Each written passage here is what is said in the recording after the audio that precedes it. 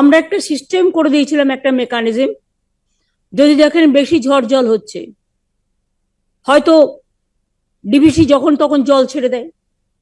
আগে না জানিয়ে ছাড়তো, এখন আমরা বলে দিয়েছি আমাদের না জানিয়ে ছাড়া যাবে না। এবং অনেক কাজ জল ধরতে অনেকটা আমরা সেভ করতেও পেরেছি। তা সত্ত্বেও দুর্ভাগ্যবশত আমাদের খানাকুল ভাসে, আরামবাগ ভাসে, গোঘাট ভাসে, হাওড়ায় উদয়নারায়ণপুর আমতা কিছুটা ভাসে, মিদনাপুর কিছুটা ভাসে, ঝাড়গ্রাম কিছুটা ভাসে, মুকুটমণিপুর ড্যাম থেকে জল ছাড়লে বাঁকুড়া কিছুটা ভাসে। আর ডিবিসির জলে হঠাৎ করে জল ছেড়ে দেয়, ফলে দুর্গাপুর থেকে শুরু করে বীরভূম অনেকটাই ভাসে, বর্ধমানের কিছুটা। এটা মাথায় রাখতে হবে। সুতরাং ডিবিসি জল কতটা ছাড়বে, কি ছাড়বে, এটা আমাকে প্রতিদিন রিপোর্ট দিতে হবে এবং ইনফরমেশন দিয়ে কনসাল্ট করে তবেই আমরা অ্যালাউ করব। একবারে যদি 100 ছাড়ে সবটাই ডুবে যায়, মানুষ মরে যায়। আগে তাই হতো, কেউ দেখাচ্ছিল না। কিন্তু 10-10 করে যদি ছাড়তে শুরু করে, তখন রেখে দিলাম বাদে, আমার যতক্ষণ না ফুরোচ্ছে ততক্ষণ আমি ছাড়ছি না। আর যেই ফুরিয়ে যাচ্ছে, হজম করতে হচ্ছে, বদ হজমটা বাংলাকে করতে হচ্ছে। এটাও তো ঠিক নয়, তারও একটা সিস্টেম করতে হবে।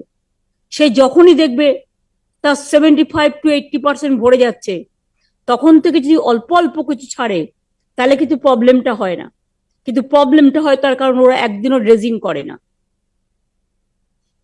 ডিবিসি এখনো পর্যন্ত যদি ড্রেজিংটা করে সেন্ট্রাল গভর্নমেন্ট, 2 লক্ষ কিউসেক মেট্রিক টন জল এখনো ডিবিসি জলাধারে থাকতে পারে, যেটা আমি 5-6 বছর ধরে শুনে আসছি।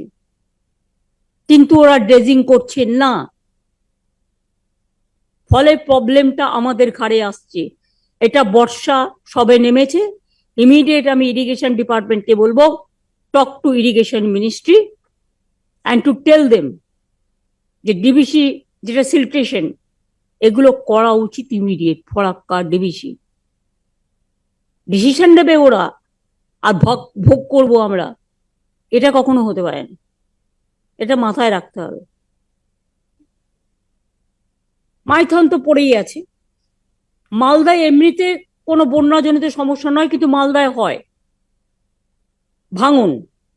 রতুয়াতে নদী ভাঙন হয়েছে, যার জন্য 25-30টা ফ্যামিলিকে শিফট করতে হয়েছে।